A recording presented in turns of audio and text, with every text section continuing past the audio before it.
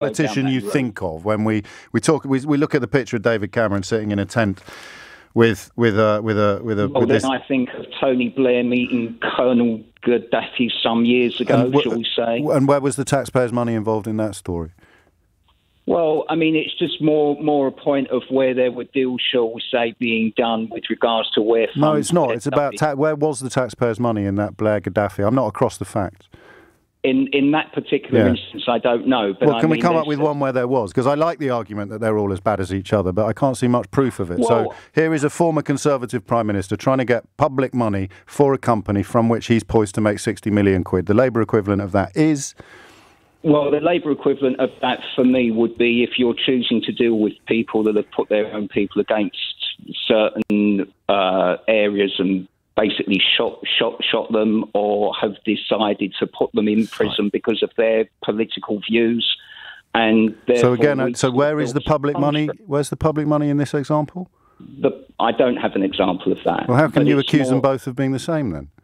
So the story here is David Cameron trying to get his hands on taxpayers' money for the benefit of a company which could have ended up paying him 60 million quid. I'd love to come up with a parallel that involves a Labour politician, and you told me you could. So go on.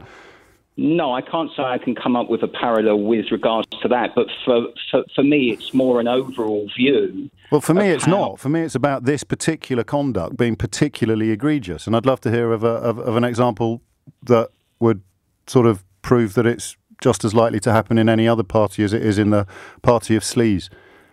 But for me, it's more an underlying view, James, that unfortunately over a period of time now, the way that we tend to treat politicians in this country still, as if there is a sense of entitlement there from either side. Yeah, but I guess it's evidence. I understand what your feelings are. Your feeling is that they're as bad as each other, but I'm just looking for some evidence of that. Well, the evidence of that is when you have politician after politician from either side promising that they will, and I understand the point that you make very well, where is the evidence that the Labour Party have done things as bad as the other side of. That I don't make me ask you again. Well, you don't need to ask me again, James. I mean, I'm simply just trying to give you... So there isn't any evidence at all of a Labour politician behaving in the way that Cameron has with regard to public money, lobbying, access and inappropriate conduct? Not that I have, no. And yet here you are ringing in to tell me that they're all as bad as each other. And that is in a way part of the problem, isn't it, Paul? When I say how do they get away with it, the answer is people like you have been persuaded that the other lot are just as bad as the people who are actually doing the bad stuff, even though the other lot aren't.